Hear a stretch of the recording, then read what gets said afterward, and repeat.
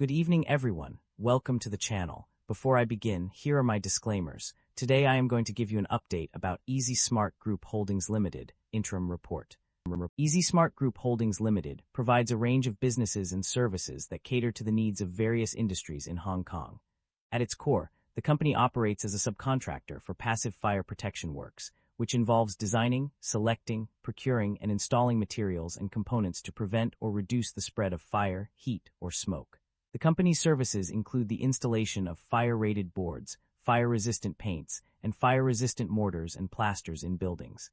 Additionally, it offers ancillary work such as metal fabrication to support frames and fix fire protection materials and components.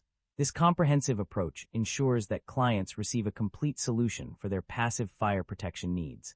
In addition to its core services, Easy Smart Group Holdings Limited also provides passive fire protection information services. These services likely include consulting, training, and education on the importance of passive fire protection in buildings. By offering these services, the company helps clients understand the benefits of investing in passive fire protection measures and how to implement them effectively. Overall, Easy Smart Group Holdings Limited's range of businesses and services makes it a one-stop solution for clients seeking comprehensive passive fire protection solutions. Its expertise and experience in the industry make it an ideal partner for property developers, construction companies, and building owners in Hong Kong. Easy Smart Group Holdings Limited market capitalization of $9 billion is significantly larger than the average industry peer of roughly $0 billion. This shows that Easy Smart Group Holdings Limited holds a significant advantage in their industry. Easy Smart Group Holdings Limited trades at a higher price-to-book ratio of 41.92 times relative within the industry. While the stock does not screen as absolutely cheap, mixed valuation signals relative to industry peers prevent a definitive conclusion. With the broader industry trading at lower valuation levels, this may reflect transitional pricing dynamics rather than clear mispricing, warranting further analysis of earnings quality, growth sustainability, and balance sheet strength. The balance sheet appears very conservative, with liabilities representing only 8% of total assets. While this indicates low financial risk, investors should examine the composition and quality of the company assets to determine whether they justify the current valuation. Average liabilities have declined over the past 5 years, indicating improving balance sheet discipline and reduced financial risk. Shareholder equity has grown consistently, but operating income growth is weak or inconsistent. Equity expansion may be driven by financing activities rather than core business profitability. The share count has remained broadly unchanged, indicating no significant dilution or buyback activity over the past 5 years. The company have a dividend yield of 0.76%. The income statement shows that the company have been growing its revenue annually and the operating income have been increasing. This shows that the business model works and the business is expanding. The primary drivers of revenue decline are multifaceted. A significant contributor to this trend is the decrease in total original contract sum, indicating a reduction in the value of projects being undertaken by the company. Furthermore, fewer projects being launched have also contributed to the decline in revenue. Additionally, customers have become increasingly price-conscious and sensitive to engineering costs, leading to reduced spending on services. Another factor contributing to revenue decline is the completion or close to completion of certain sizable public sector projects, resulting in a substantial decrease of 51.7%. The decrease in interest income, categorized under other income, has also had a negative impact on revenue growth. The net income of the company experienced a significant decline between 2 periods, with a decrease of 24.2% and an even more substantial drop of 51.7%.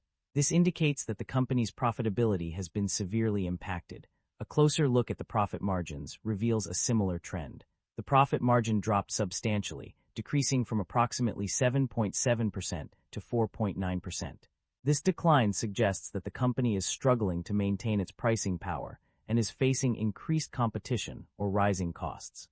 The company's financial performance is a key indicator of its overall health and stability. One crucial aspect to consider is whether it is generating positive operating cash flow.